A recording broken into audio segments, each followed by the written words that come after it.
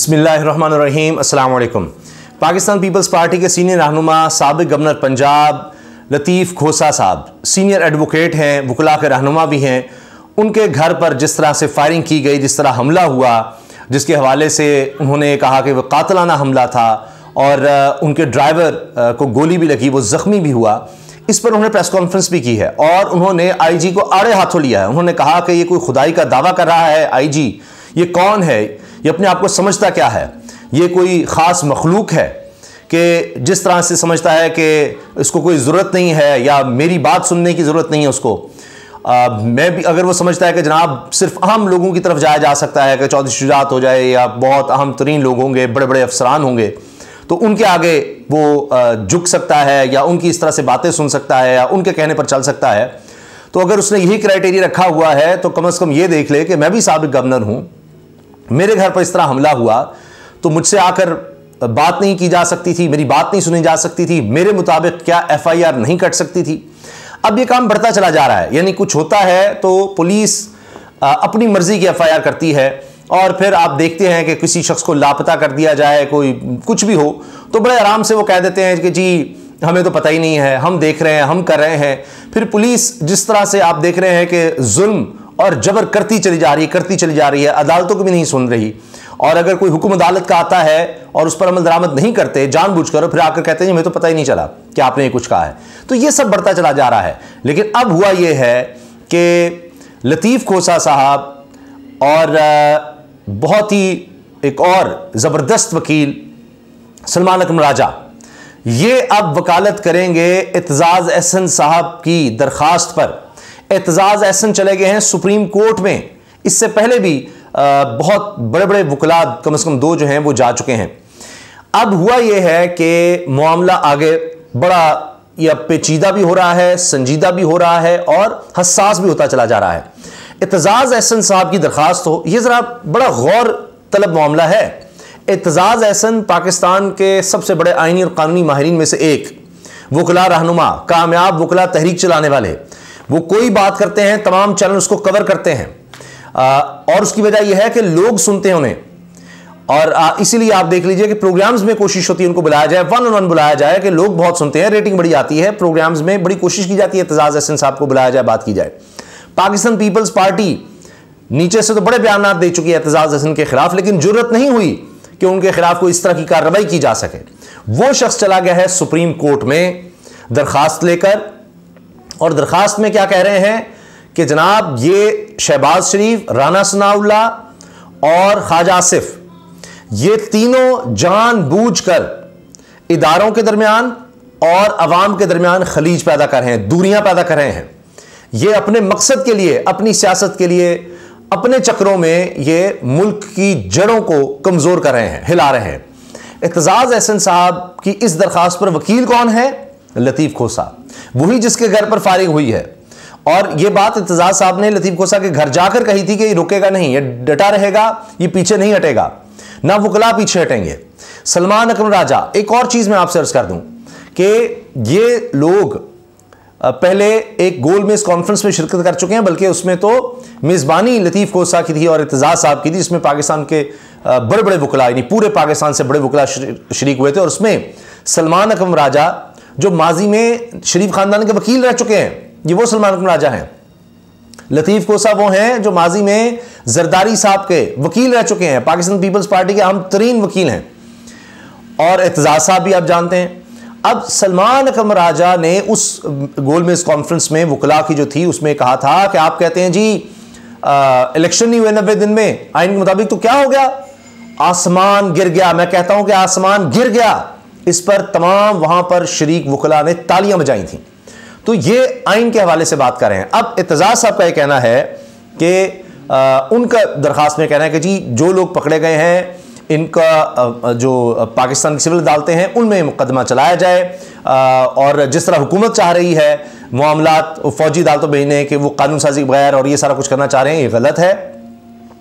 इसके साथ उन्होंने कहा कि सब आईजीज को बुलाया जाए, इनसे पूछा जाए कि ये हसास तनसीबात तक लोग पहुंचे कैसे, फिर जिन लोगों ने वहां पर तोड़ फोड़ की किस तरह से उनको ये इजाजत मिली, कौन था कि ये पाकिस्तान की तारीख में कभी नहीं हुआ। तो क्या इनको पता नहीं था? राणा सनाउल्लाह कहते हैं जी 8 मई को हमें पता लग गया था। ये 8 मई को ये सारी साजिश तैयार हुई और फिर 9 मई को हमला किया। 8 मई को राणा सनाउल्लाह कह रहे हैं। ये सवाल वहां साफियों ने उनसे किया उस प्रेस कॉन्फ्रेंस में कि जी आप कहते हैं 8 मई, तो फिर आपने इसको रोका क्यों नहीं? आपको पता लग गया था कि अगले दिन जाकर ये अहम सरकारी तंसीबात पर हमलावर होने लग गए हैं, तो फिर आपने इन लोगों को रोका क्यों नहीं?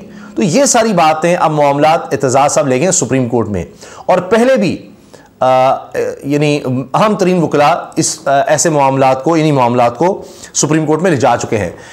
अब हुकूमत के लिए मसाइल बढ़ते चले जा रहे हैं, लोग इनको छोड़कर जा रहे हैं। मैंने आपको बता दिया, माजी में सलमान अकरम राजा की बात करें तो नून लीग के वकील, शरीफ खानदान के वकील लतीफ़ खोसा साहब पीपल्स पार्टी के अहम रहनुमा भी हैं, एतजाज साहब भी और माजी में के वकील भी रहे, वो अब जा रहे हैं इस हुकूमत के खिलाफ, इनके इक़दामात के खिलाफ। जो कुछ पुलिस कर रही है, जो कुछ इंसानी हुकूक के हवाले से हो रहा है, जो कुछ अदालतों के साथ हो रहा है, उनकी मानी नहीं जा रही बात, ये सारा मामला आप देखिए।